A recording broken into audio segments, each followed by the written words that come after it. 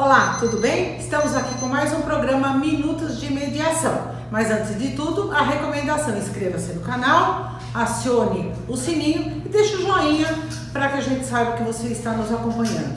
Mas também gostaria que vocês deixassem comentários ou fizessem perguntas e interagissem no programa, que vai ser de grande valia. No programa de hoje nós vamos falar sobre 4 ferramentas: normalização, enfoque prospectivo, geração de opções e organização das questões, porque são ferramentas que se entrelaçam, então são necessárias. Mas como sempre, antes de começar o nosso discurso sobre o tema, eu vou fazer uma indicação literária. Hoje, o livro de hoje é Mediação e Conciliação, da Sheila Ramalho, tá? Um livro super didático que fala sobre tudo o que o CNJ, na Resolução 125 de 2010, exige para o conteúdo mínimo do curso de capacitação. Então é um livro muito agradável, de fácil leitura, para vocês se utilizarem no conhecimento sobre mediação. Bom, com relação à nossa conversa de hoje, então vamos começar com a normalização. Quando as partes até entendem que a situação é normal, mas o mediador tem que estimular que as partes entrem num equilíbrio para a melhor composição do acordo. O que é isso? As partes entendem que tem que se separar, entendem que tem que ter pensão para filhos menores, mas às vezes estão um pouco atrapalhadas ainda com a situação. Então o mediador tem que fazer com que elas entendam que aquela situação vai ser resolvida por eles através do empoderamento que a gente já falou, mas é que são eles que vão resolver. Então nós vamos normalizar. Isso é fato. Como nós vamos resolver esta questão? Uma vez resolvida essa questão, eu normalizei toda a situação, vem o enfoque prospectivo. O que é isso? Quando o mediador demonstra como é o conflito hoje e como os mediandos vão lidar com isso no futuro. Porque o conflito existe, eles vão aceitar o conflito, mas eles vão ter que conviver com ele dali para frente. E eles têm que conviver da melhor maneira possível. Isso então se chama enfoque prospectivo, tá? Posso fazer uma pergunta? Doutor Gonçalves, achei que o senhor já ia ficar quietinho hoje. Já voltei de férias. Ah, bom, isso é muito bom. Vamos lá. Voltei de férias. Essas duas ferramentas, então eu posso entender que elas são meio que parceirinhas? São, as ferramentas de hoje, elas são parceiras. Todas que nós vamos conversar, embora elas sejam tidas como ferramentas avulsas, mas se você perceber, ao final todas elas compõem uma postura do mediador naquele momento. Então elas vão dar de mão juntas. Elas não são só parceirinhas entre elas, mas são parceironas do mediador. Parceironas do mediador, que ele não consegue usar uma dessas ferramentas sem usar a outra. Entendi. Quase que elas vão caminhar juntas, né? Na hora do estudo, nós vamos dar como ferramentas independentes, mas na hora da atuação prática, elas vão caminhar juntas. Por isso que nós optamos em falar delas num pacote só. Bom, então nós falamos da normalização, do enfoque prospectivo, e aí nós vamos falar de geração de opções.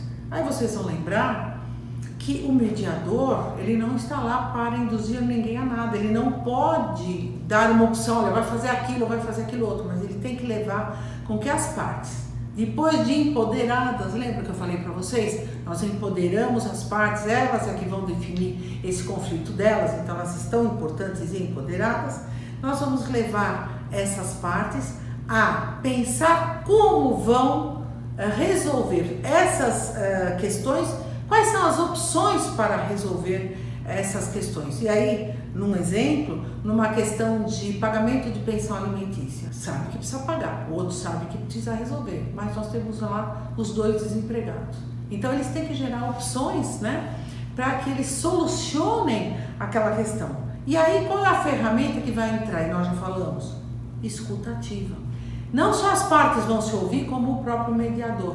Porque às vezes a parte fala e ela nem percebeu que ela já arrumou a solução. Aí o mediador vai novamente recontextualizar. Então o senhor está dizendo que o senhor pode fazer um bico fazendo artes gráficas, por exemplo.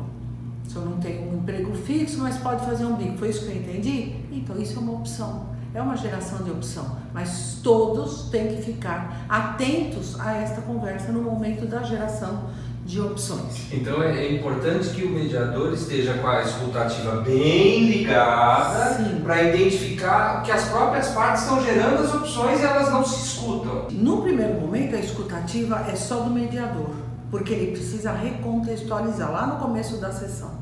Mas quando chega no momento da geração de opções, a escutativa tem que acontecer de todas as partes envolvidas, inclusive a do mediador, porque é ele que está lá para pescar uma opção que às vezes nem a pessoa prestou atenção que falou. E por fim, a organização das questões. Então aí com a escutativa de todos fica possível organizar essas possibilidades. Então a gente vai listar, né? Porque o mediador ele sempre tem que ter uma caneta e um papel na mão, então ele vai listar aquelas opções que foram colocadas, a situação que foi colocada, e junto com os mediandos eles vão organizar essas questões de modo que eles vão assinar um acordo, e aí em qualquer esfera, né, vamos imaginar isso em qualquer esfera, e posso levar isso, por exemplo, uma questão condominial. Aquela pessoa que às 11 horas da noite entra de salto alto e acorda a pessoa, o morador do apartamento de baixo, que tem que acordar às 4 da manhã para ir trabalhar. Então, nós temos que gerar opções.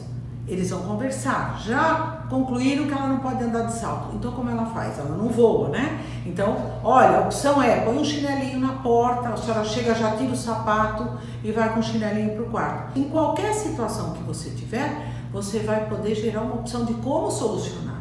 Você reconhece que existe um problema, sabe que não pode mais continuar dessa maneira, então o que eu posso fazer para solucionar e continuar vivendo tranquilamente? Então aí que vem essa organização de questões. Certo? Alguma pergunta, doutor Gonçalves? Com relação à geração de opções, ela aparecer lá na frente, ela obrigatoriamente só aparece mais do meio para o final da sessão, o tempo inteiro ela está permeando, você está tomando nota e no momento específico que for mais adequado, você coloca isso em prática? Essa geração de opção ela vai ocorrer o tempo todo. O tempo todo da conversa é muito importante que o mediador esteja atento a tudo que se fala, porque às vezes até naquele momento que as partes ainda estão nervosas, não chegaram a conclusão nenhuma, já falaram, já sinalizaram uma possibilidade de solução. E se o mediador estiver atento, ele já anotou. Então, na hora que eles falam, mas como eu vou resolver? Você vai lá nas suas anotações e fala, olha, mas o senhor falou em algum momento que o senhor faz coxinha, né? O senhor faz esfirra muito bem. O senhor não teria como usar desse seu talento para fazer um bico e ganhar um extra? Então, seria essa... Já fez até uma outra ferramenta aí, né? Então, você vai dar essa opção para ele. Nas minhas atuações em alguns sejusques, que aí não comporta falar qual, né? Porque eu vou em muitos, mas nós já chegamos a dar receita de torta salgada para uma senhora que queria, ela falou que ela sabia cozinhar muito bem, mas ela falou, mas o que eu posso fazer?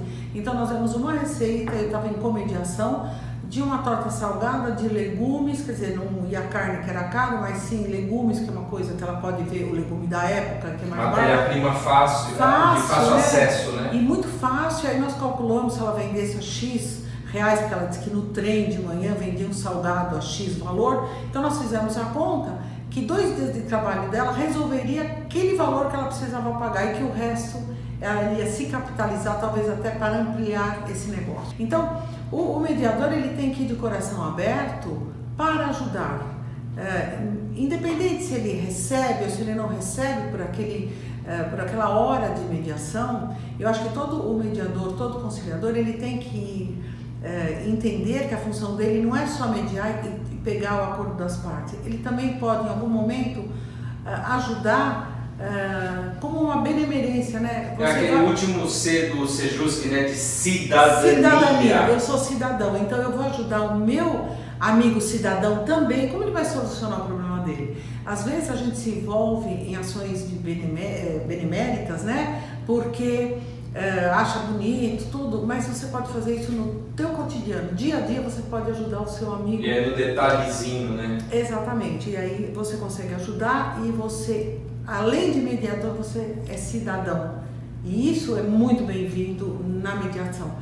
Porque praticamente a pessoa está te pedindo como mediador, mas como eu vou fazer isso, né? Não sabe como fazer. Ele vai fazer com o apoio de um outro cidadão, que no caso é o mediador. Ou pode ser até outra parte, mas não perca a visão de que o mediador é um cidadão e ele pode ajudar a todo momento as pessoas necessitadas. Bom, eu espero que vocês tenham gostado hoje das nossas ferramentas e eu lembro vocês para ativarem o sininho, deixarem o joinha, fazer a inscrição no canal e mandar perguntas, porque aí a gente pode enriquecer todos os nossos discursos no nosso canal, tá bom? Então, até o próximo programa.